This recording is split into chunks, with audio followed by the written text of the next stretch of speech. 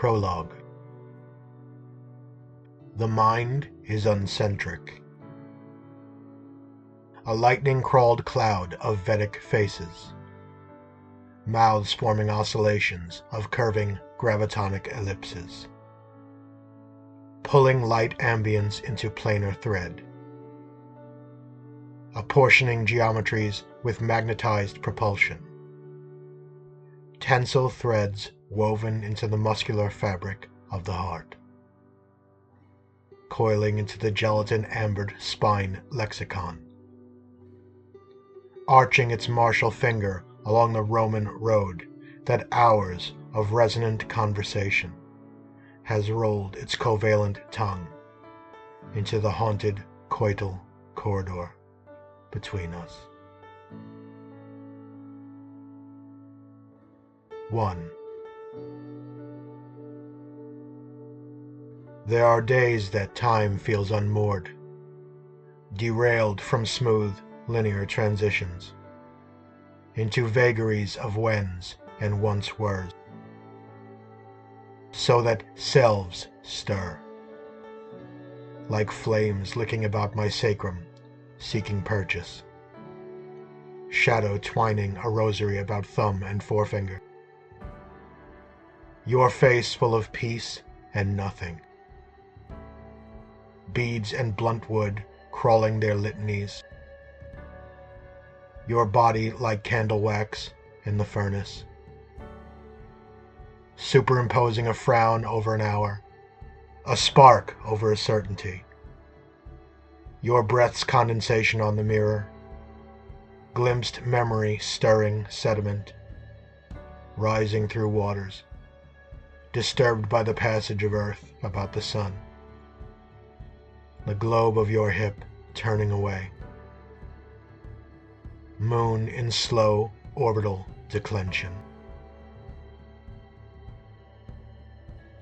2.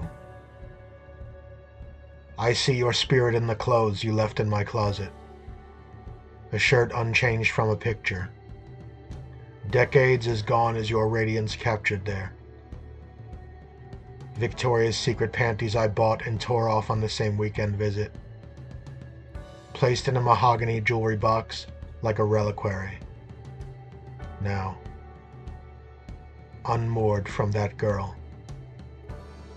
from her spirit as a coffin, my lone palm, the pallbearer of all we were, in brutal hail collisions. All is changed into still, ashen pillars, gazing back towards days of bright and early vigors. And your walk through the broken fragments of memory is the final breath of God. 3. In a slant of muted light, upon the elder's furrowed brow, half in rosy limbed shadow, half in shine, full bronze otherwise, in hush of breath and focus, on some distant elsewhen, pate resembling a minaret dome, beneath the matronly arms of a sycamore, arms lowered to shelter, arms raised to cradle, planted by loving hands, surely by now, themselves planted in the cradling earth. 4. Loneliness has a shape, a solemn avatar. Only the housing heart knows. A memory, a secret basement of longing. Mine is a hallway, adorned with locked doors, hermetically sealed, windowless. The odd photographs spaced along its length. Abstract ghosts hovering over the still faces in water stains, soft and dark as bruises, edges licked, blackened by fevered flames. 5. Midnight shadow touches the tapering wick of our hushed conversation. Caravaggio's fingerprints about Medusa's scaly neck. Ink wet, with a shudder of gape-mouthed quiet before a shock of violence. Of our inevitably separate bouts with the force and fragrance of each other. Heels barreling before an avalanche of ours. 6. She left her shoes outside the bedroom door. They were all I had to say goodbye to, lest she renew her terrible rents of weeping, or worse, look through and past me in cool, spectral silence. As I drove away, I thought about stars knotting the blanket of heaven, quiet only in their distance, burning in screaming torrents of fusion. 7. Morning liminals climb the windows with breaths under prayer. Windswept doors ajar like a toe in a dancing shoe. Left dandling at the final sweep of these moments of ecstatic quietude. Vermeer brushstrokes in tenderly deliberate delay overhead, all-encompassing. The layered skirt, lady of ochre and umber, impatient rivers. Below a dimpled mouth of butter cream pale yellow. Suspended aloft in some weary god's bloody hands. And coquettish whispers of virgin soft promise. Washed and powder white. 8. Her phone activates in the womb of pre-dawn darkness. A detonation of light, softening to a nimbus, as my pained eyes adjust. Glimpsed words of some paramour's regard. Woes rise through the channels of my chakras, howling in animal instinctual pyroclasms. Churning chill and bile black as the Styx. And these fickle Euclidean geometries are old as love. And they are love. Handed down in sinister Fibonacci spirals of survival genetics. Our homes burned down to the bones. Skin sag under the eyes, under the weight of losing each other, and the inevitability of losing everything. In stark Ovidian leaps of metamorphoses. Intermezzo. Watch the seasons unspool from a threadbare heart. It's nightfall at noon, and the sea is wine dark. And everyone takes their place between the pages of this book. Of sawgrass waving their rippling goodbyes like an armada of sails. Of laughter echoes in these remaining corners. Of gunpowder flashbang and ember. Leave the laces untied on a rubber-soled heart. It's last call at noon, and the sea is wine dark. 9. As first dawn light chases shadows into sullen corners, like beggars, dreams rise and evaporate in steam circumlocutions, like pearls of dew on leaf blades.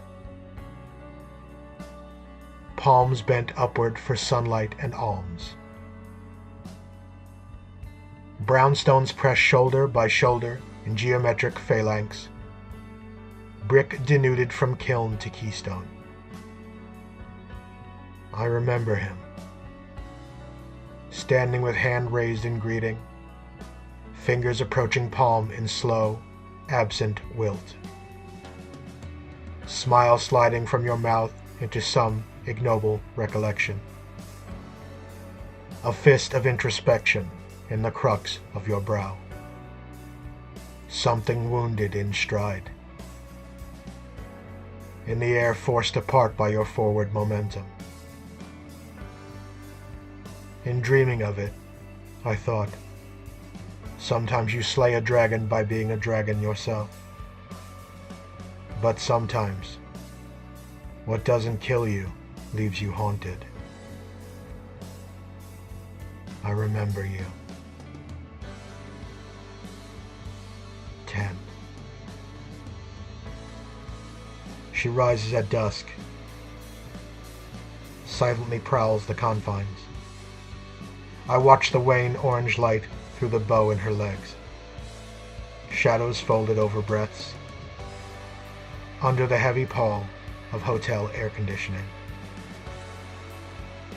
And beneath the anvil of your hips slamming home, I enter you, and between us, the hand of God pressed firmly against your flexing abdomen.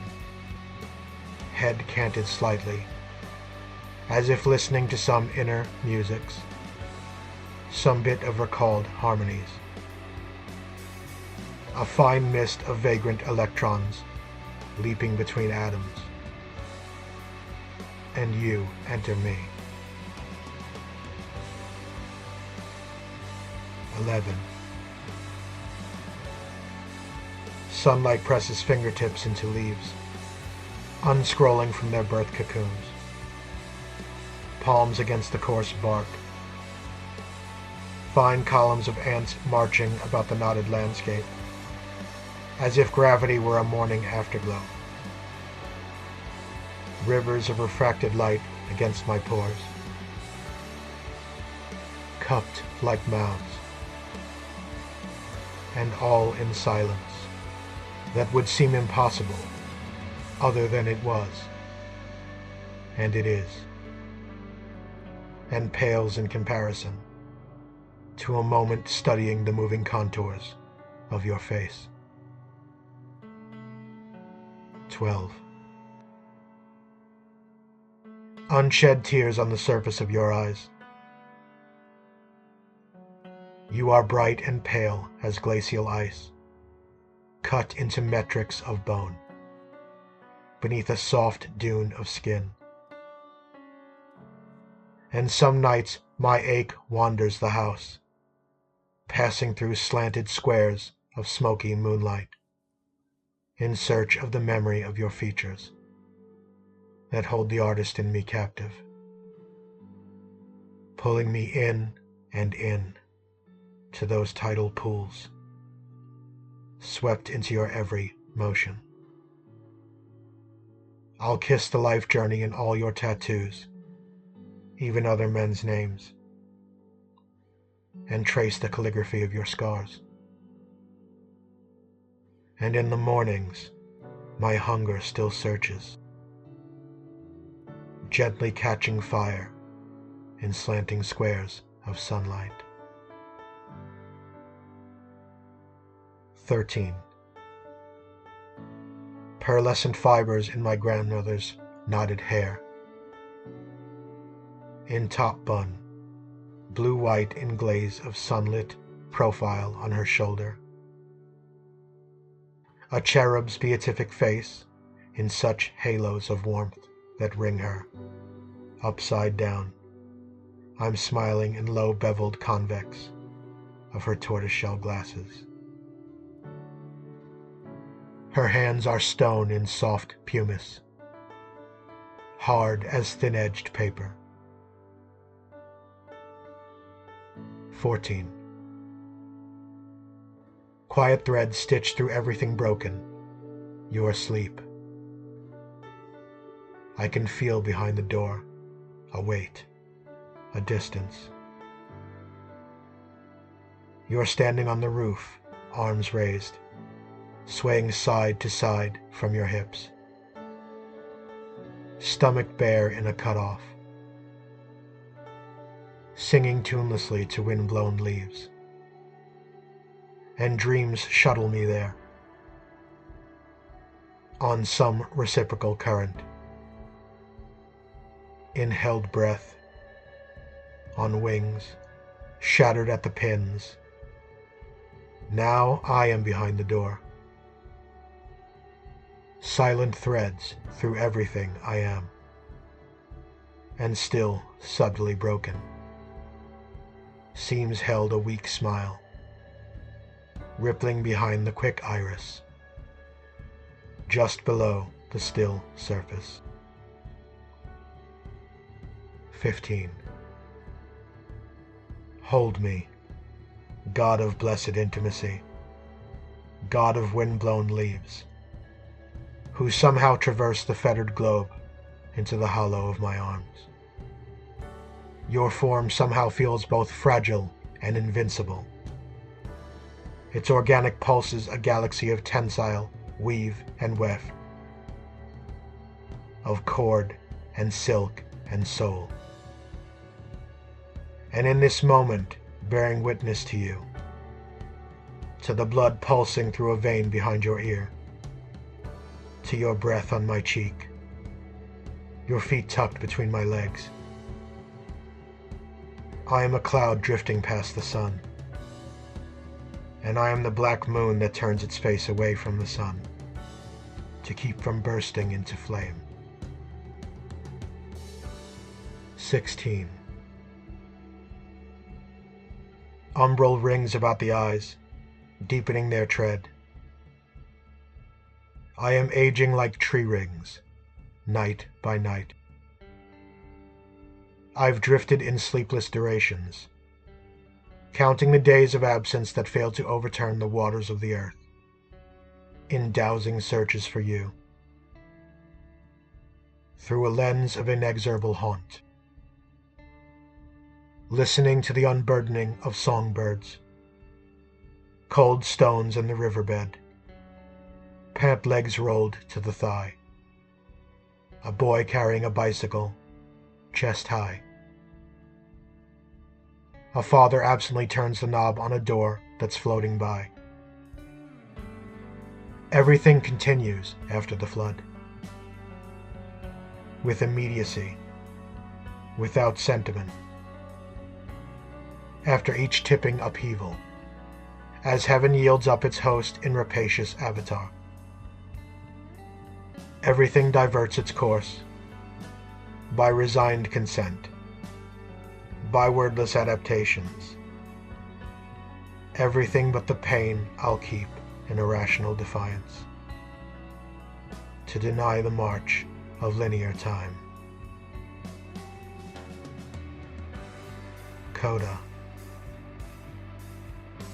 And every day eventually becomes a fragment in this book of corners. All these moments I inhabited, now inhabit me. I am a spirit possessed by spirits, of wisdom, of rage. And there is no one else but me. No friends, lovers, or family. Quiet moon satellite, pale and radiant as a child, as a grandmother. Wind ambling over stone and bracken, in wayward shipwrecked reveries. Blessings without border, borders without memory, to live and abide with fulsome purpose, without agenda, to be and to be. And I am alone, wind. I am there, bracken and stone. And it is all within me now, filling with continents and oceans of solitudes. Warmth on the back of my neck like a gentle hand, and on orbiting satellites, and upon the face of the earth, makes no distinction and death is there. In the closet stacked with empty shoes and photo albums, vellum pressed against their faces. In the street of the town, in the city, hushed tides lap against closed doors. And in the outbreath, the open wound and the past, haunting the dark room, makes no distinction. And dusk is a match, slow flame descending in dimming somnolence. The Book of Corners by Daniel Christensen.